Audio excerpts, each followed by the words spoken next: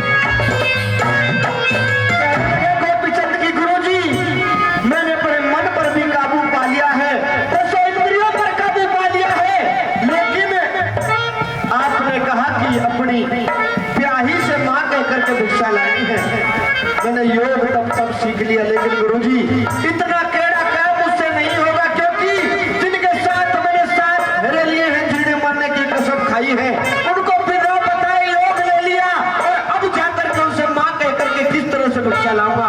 क्या कहने लगा कैसे?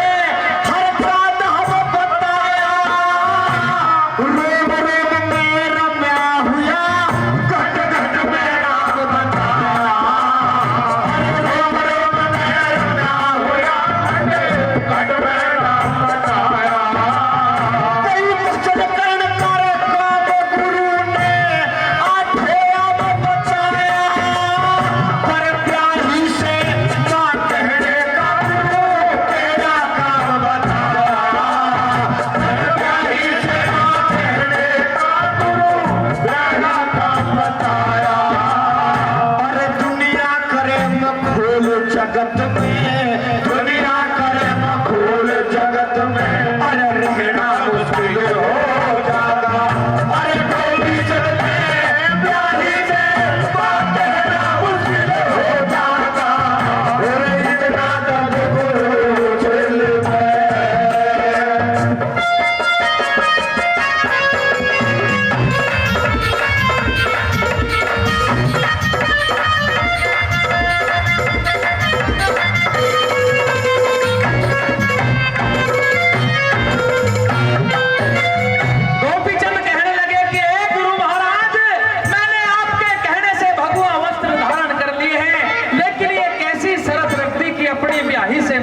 भिक्षा मांग करके लानी है मेहरबानों।